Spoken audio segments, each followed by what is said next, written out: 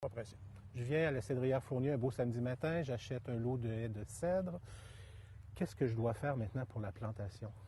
La plantation des cèdres, l'élément central, c'est de s'assurer que le sol où on va le planter, il va avoir un bon drainage. Le cèdre a besoin d'un bon drainage, comme la majorité des plantes. C'est exceptionnel, les plantes qui n'ont pas besoin d'un bon drainage.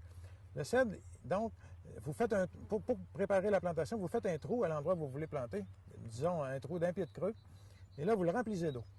Si votre trou se vide à l'intérieur d'un délai d'1 heure, votre sol, il se draine bien, vous n'aurez pas de problème de drainage.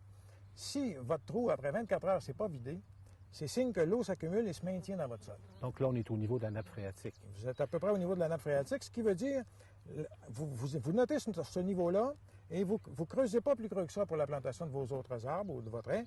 À ce moment-là, vous vous organisez pour mettre vos plantes et vous ramener de la terre pour vous faire un petit monticule, un peu comme on fait avec des rangs de patates ou des rangs de carottes.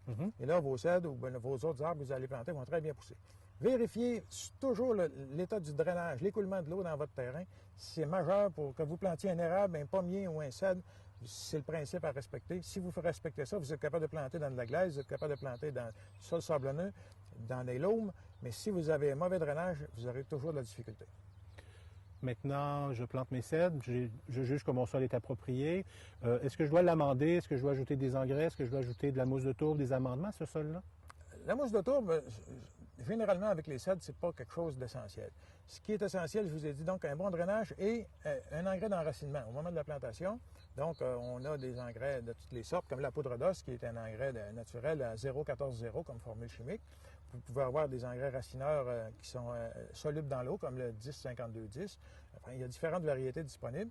Ça, au printemps, quand on plante nos cèdres, c'est important. Ça peut aider beaucoup de développer l'enracinement. Puis une fois que l'enracinement s'est fait, au bout d'un mois et demi, on peut mettre un engrais azoté à ce moment-là. Il y a toutes sortes de formules. Ça part du fumier, puis ça va à toutes sortes de produits. Un engrais azoté qui va faire développer le feuillage. Généralement, l'engrais azoté, on recommande de ne pas l'appliquer après le 15 juillet pour laisser le temps à l'engrais de faire son effet et ensuite laisser le temps à la plante de s'endurcir pour l'hiver.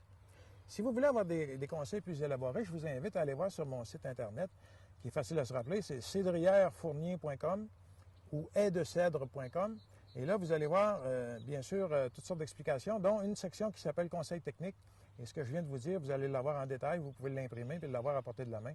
Ça va vous donner tout ce que vous avez besoin pour réussir une belle haie.